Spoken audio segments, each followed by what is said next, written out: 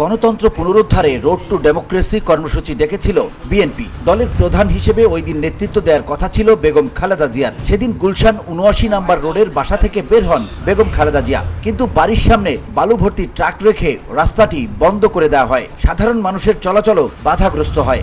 আওয়ামী সরকারের এমন পদক্ষেপ দেশবাসী সবারই জানা।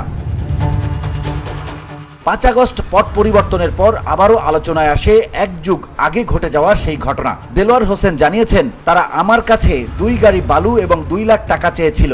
এই লোকগুলো ছিল শ্রমিক লীগ এবং চালক লীগের সদস্য। ধুলো, ময়লা ও ক্ষতিকর ধূলিকণা থেকে নিমিষেই মুক্তি দেয় চৌধুরী এয়ার পিউরিফায়ার। এর শক্তিশালী সাকশন ঘরের কোনায় কোনায় লুকিয়ে থাকা সকল ধুলা টেনে ফিল্টার করে এবং বের করে আনে নির্মল ও স্বাস্থ্যকর হাওয়া।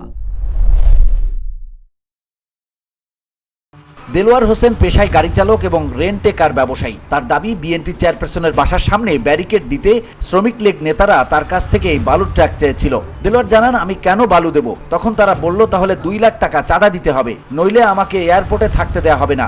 আমি বললাম, আমি এগুলো করতে পারবো না। তারা চাঁদা না পেয়ে প্রথমে তাকে ২ লাখ টাকা চাঁদা দাবি করে এবং চাঁদা না দেয়ায় হামলা চালিয়ে তার পা ভেঙে দেয়। ওই ঘটনার ১২ বছর পর সম্প্রতি মামলাটি দায়ের করেছেন তিনি। তার দাবি, এতদিন মামলা করার সাহস পাননি।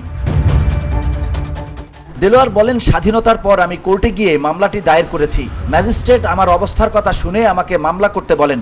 মামলায় ২ নম্বর আসামি হিসেবে বিমানবন্দর থানার তৎকালীন ওসি ফরমান আলীকে অভিযুক্ত করা হয়েছে। তার বিরুদ্ধে অসহযোগিতার অভিযোগ আনা হয়েছে। গাড়ি চালক দেলোয়ারের বিরুদ্ধে মূল আসামি নুরুল ইসলাম, একজন রেন্টেকার ব্যবসায়ী, যিনি ২৫ বছরেরও বেশি সময় ধরে ব্যবসা করছেন। নুরুল ইসলাম দাবি করেন, দেলোয়ার মিথ্যা মামলা সাজিয়েছে। ২০০০ সালে তিনি অ্যাক্সিডেন্ট করে পা ভেঙে ফেলেছিলেন, আর পরে এটিকে ২০১৩ সালে সাজানো হয়েছে। এদিকে মোহাম্মদ পিন্টু, এক গাড়ি চালক এবং দেলোয়ারের পরিচিতি, জানান, দেলোয়ার মিথ্যা মামলায় ফায়দা লুটতে চেয়েছেন, আর এর পেছনে তার অপরাধের ইতিহাসও রয়েছে। এছাড়া দেলোয়ারের সম্পর্কে এক রহস্য উন্মোচিত হয়েছে, যেখানে তিনি একসময় শ্রমিক লীগের সদস্য হিসেবে পরিচিত ছিলেন। মোহাম্মদ ইলিয়াস হযরত শাহজালাল আন্তর্জাতিক বিমানবন্দরের ম্যানেজার জানান, দেলোয়ার ৫ তারিখের আগে শ্রমিক লীগ করতেন। তার ডকুমেন্টপত্র আমার কাছে আছে।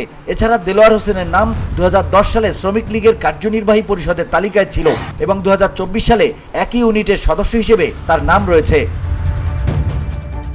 VOD Bangla news desk.